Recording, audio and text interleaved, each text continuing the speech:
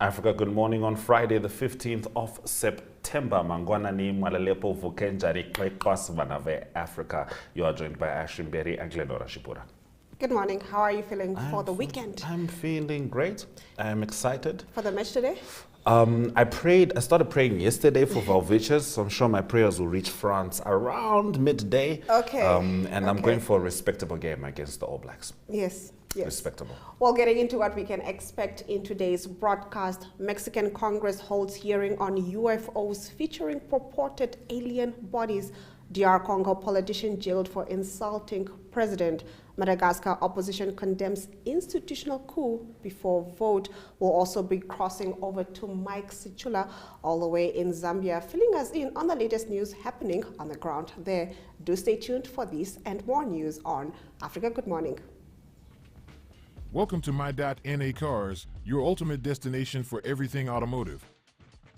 I am your host, Diana Master. Teamwork makes the dream work, right? Discover the latest models, innovative technologies, and expert insights from our passionate hosts. Learn essential maintenance tips and get exclusive behind-the-scenes access to the automotive industry. Don't miss My.NA Cars on NTV every Thursday at 2100 hours. Tune in and ignite your passion for automobiles.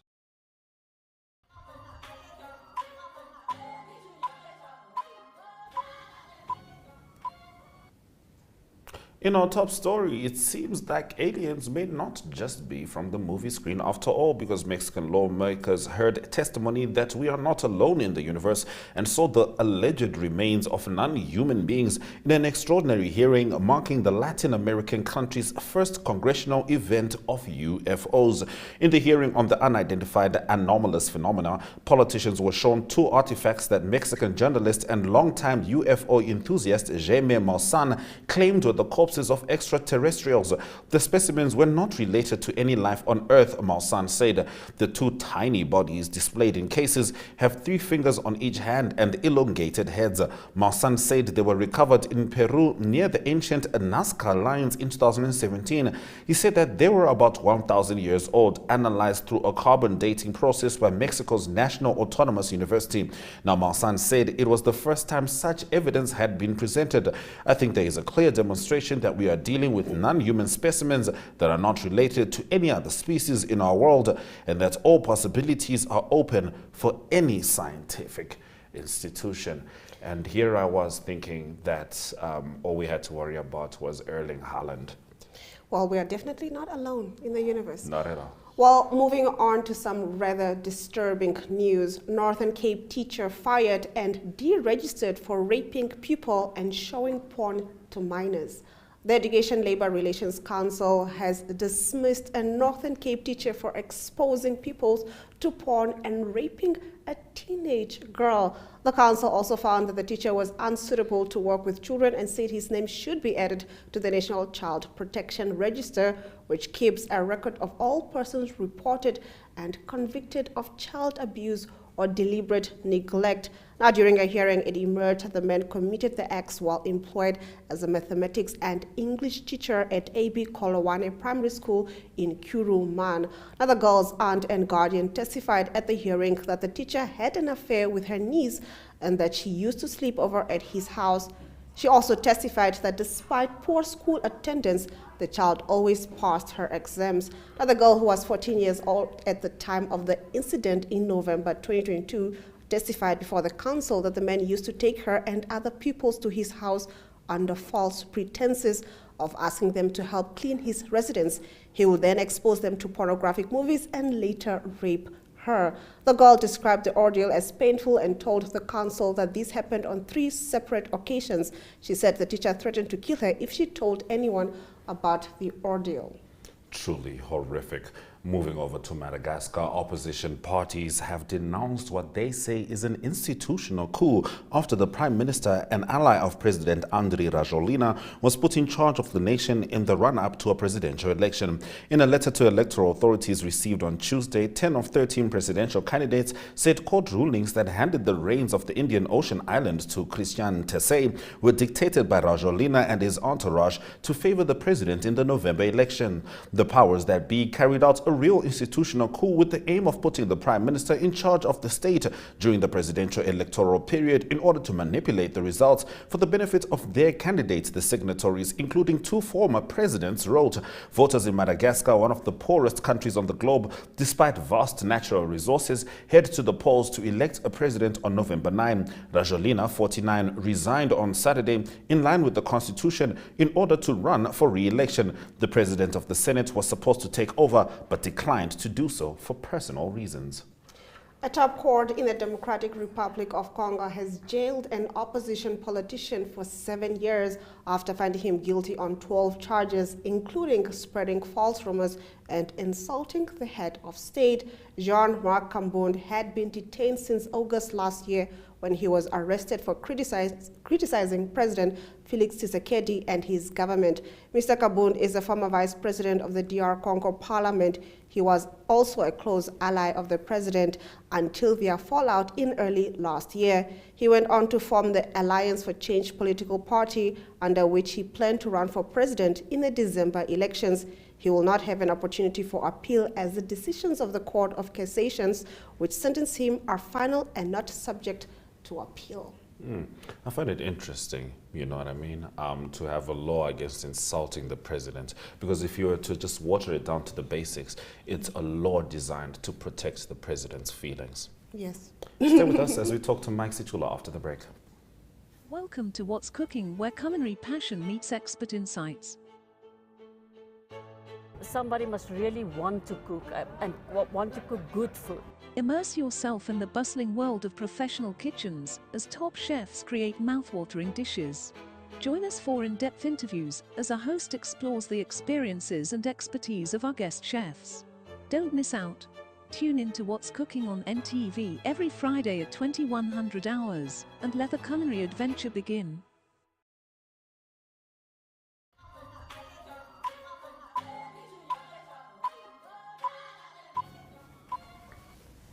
Now, there are 2 people from hundreds who ran amok on Wednesday this week who were arrested by police because that, I don't know, scuffle or what should I call it, disturbance rather, caused the killing of 2 people. Now, Mike Sichula is here from Zambia to update us on this story and more. Mike Uribanji.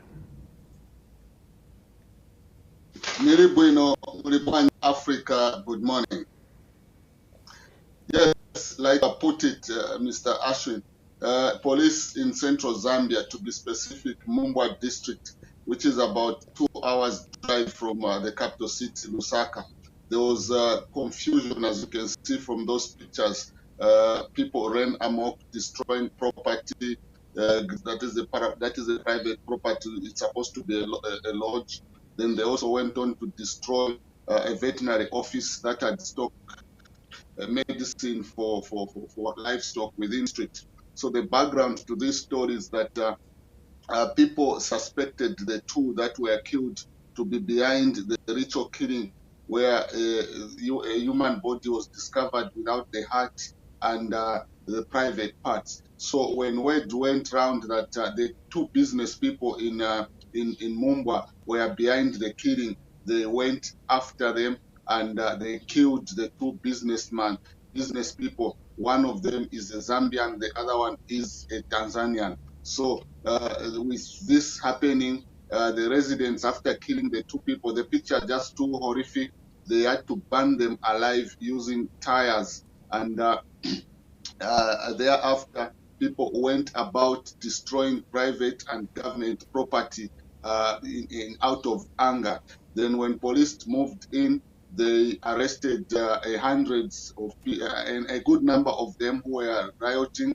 Then they also arrested 2 people who are suspected to have been behind the brutal killing, or what I call what has been now been referred to as ritual killing, where they believe these 2 people are behind the killing of 2 people who were found without a heart and private parts.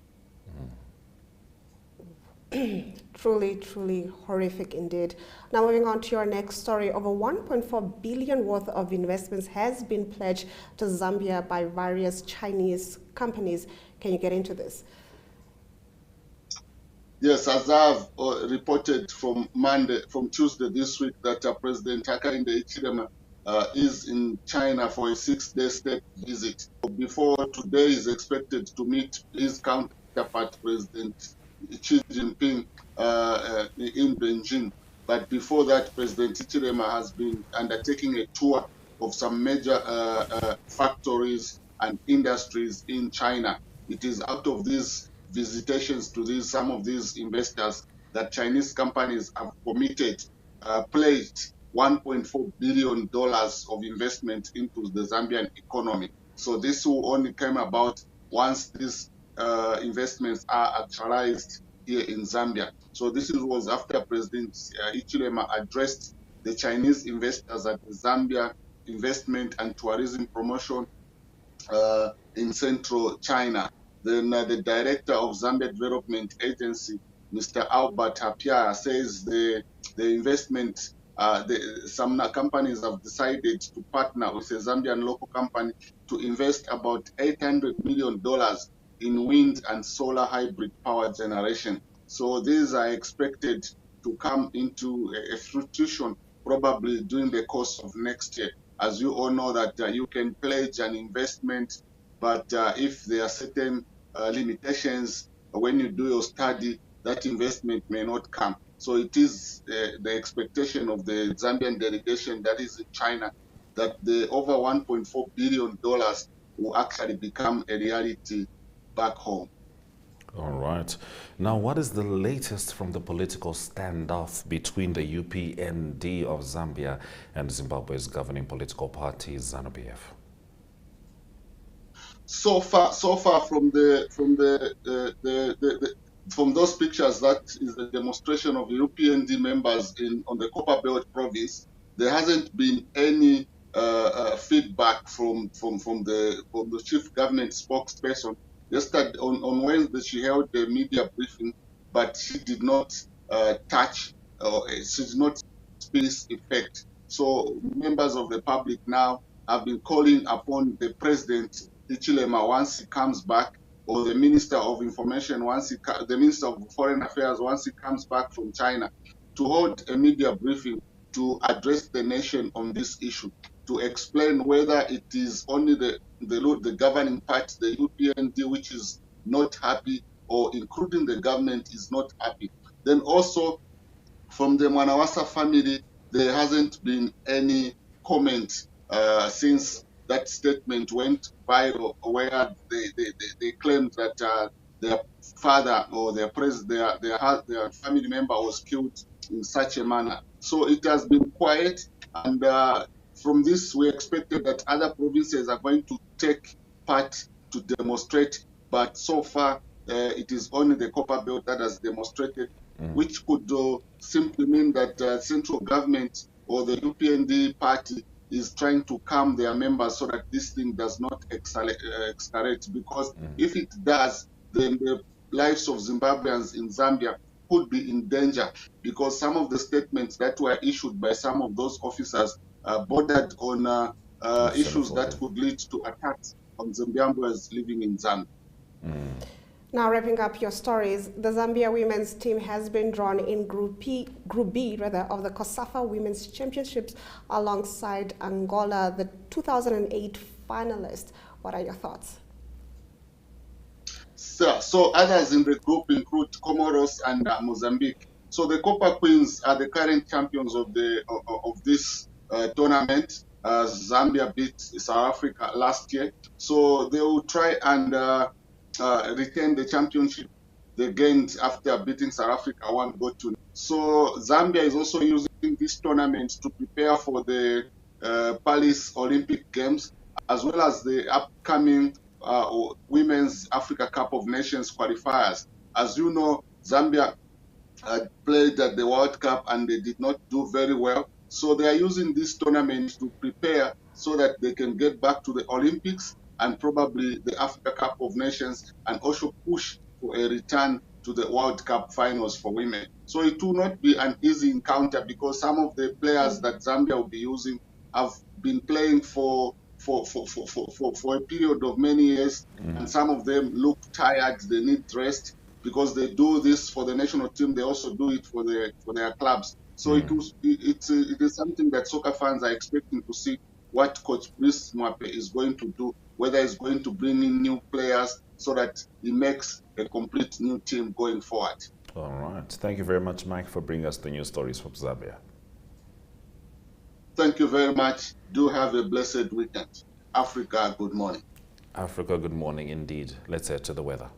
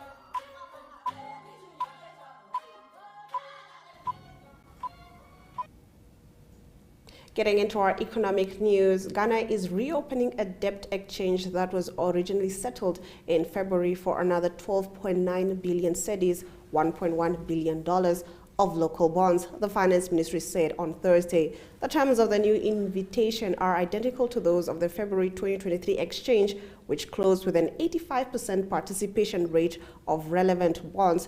The ministry said in a statement that the exchanges are part of efforts by Ghana to restructure both domestic and external debt. All right, let's head to the economic indicators before we return with the sport.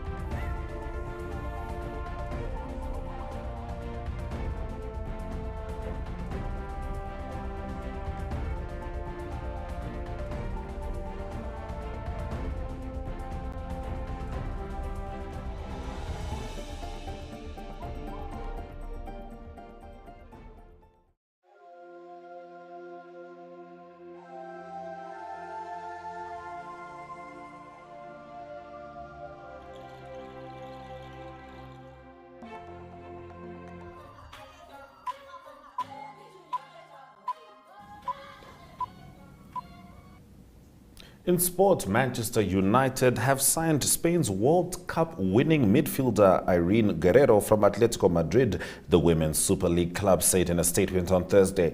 Guerrero, 26, was part of the squad that won Spain's first World Cup last month, making 3 substitute appearances. The financial details and length of the contract were not disclosed.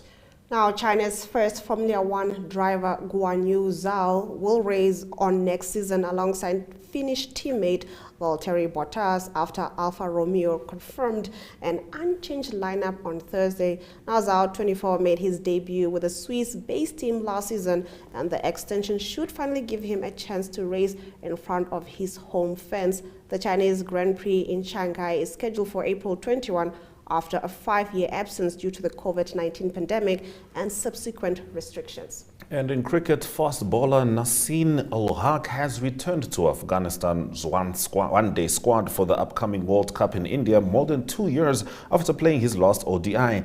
The right-arm quick has featured regularly in 2025 internationals but played the last of his 7 ODIs against Ireland in Abu Dhabi in January 2021. The 23-year-old joins Fazal Faruqi, Abdur Rahman and all-rounder Azmatullah Omazai in Afghanistan's pace attack for the showpiece event beginning next month. Now, speaking of showpiece events, of course, the Ellis Cup is involved. The Namibian Valvichas take on All Blacks tonight at 9 p.m. and Ari Hochart caught up with the team. Good day everyone, here from the Toulouse, start to Toulouse. It is the rugby stadium where Namibia play against New Zealand, and that is on Friday, big game coming up. But let's first go to current news, that is on the World Cup happening. Big setback for South Africa, for the Springboks. It's Malcolm Marx, probably one of the best hookers in the game. He injured his knee in training and he's out not only for a few weeks, but he's out for the tournament. So that's a big call for South Africa. No replacement yet. They have backup, they say, in the squad. Let's listen to some of the thoughts of Namibian players. Of course, it is Namibia that play against New Zealand. That is on Friday. And let's first hear from Prince Gosep. And we ask him what will the approach be for the Namibian rugby team against New Zealand. So here's Prince Gosep. Definitely, ons kom van Namibia, ons weer terug by die land of the brave. So ons gaan opdag. Ons gaan opdag as het nou vrijdag, ons gaan ons opdag en dan gaan ons onze beste geven. I mean, onze is bang, onze is tijd bij mensen. Maar ik voel, die gaan een bij emotionele wedstrijd wees en ik voel die boy is een development bewijs. Dit dan Prins Gosep, ek stem saam. Mens moet eerder self hard speel voordat jy wag dat die ander span hard speel. En dit is die flank natuurlik van Namibia vir die wedstryd teen die All Blacks. Ook die slot wat in aksie is, hy kom van die reservebank af. Dit is PJ van Lille, ervare speler. En hy is al amper 40 jaar oud en hy speel sy 3de keer teen die All Blacks. Kom ons hoor wat sê hy. Ja, dis soos ons gesê het nou net gesê, dit is 'n geleentheid wat ons nie baie kry nie. Om het al 2 keer te gedoen het, is 'n eer en 'n 3de keer, miskien wie weet, third time lucky soos hulle sê. Van die eerste een na die tweede een het jy gevoel dat jy die gevoelens so 'n bietjie beter kon hanteer. Jy het 'n beter prentjie gehad van wat om te verwag sekerlik. Ja, natuurlik, maar ek dink wat ons in die eerste en die tweede keer wat ons gehad het, met die Engeland en in die Japan wêreldbeker is, in Engeland was dit die eerste ene, so dit was sommer die intrapslag geweest. En in Japan was dit reeds ons 3de een. En so elke situasie was anderser. So ek dink jy berei ook so voor soos jy deur die wêreldbeker gaan. Maar definitief, ek dink mens weet nou in jou kop 'n bietjie meer as om te verwag van teenoor die ouetjies wat nog nie gespeel het. That is PJ van Lille. He is playing lock off the bench and he's playing against Sam Whitelock, one of the 2 locks of New Zealand. Sam Whitelock playing in his 148th game, and that is for the All Blacks. Quite an achievement for Sam Whitelock, equaling Richie McCaw's record for New Zealand, most ever caps for New Zealand. That kick-off time is 9 p.m. That's here started to lose. That will be Namibia playing against the All Blacks. Now, a little bit of a translation there. The Valvichas are in good spirits for tonight's game and they are ready to represent the land of the brave and give their best. So tonight at 9 p.m. Tonight at 9 p.m. we hold hands and we back the boykies. See you after the break for your highlights.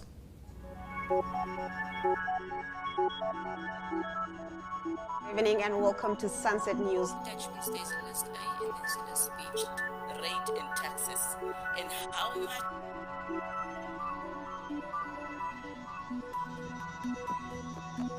After the break, we take a look at the sports. We bring you economic indicators, tomorrow's weather, and sports. I am Aina Raiza Koyam.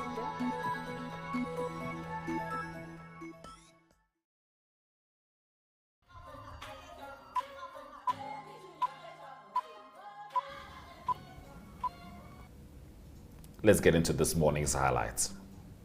Mexican Congress holds hearing on UFOs featuring purported alien bodies. Northern Cape teacher fired, deregistered for raping pupil and showing porn to minors. Madagascar opposition condemns institutional coup before vote. Ghana reopens debt exchange for 12.9 billion cedis of local bonds, according to the finance ministry. And the Volviches take on New Zealand tonight at 9 p.m. in France at the World Cup. And with that, we've come to the end of our broadcast. Thank you for joining us every morning this week and spending your breakfast with us. Africa Good Morning. From me, Glenora Shipura. And me, Ashwin Berry. Suraj Rakataka.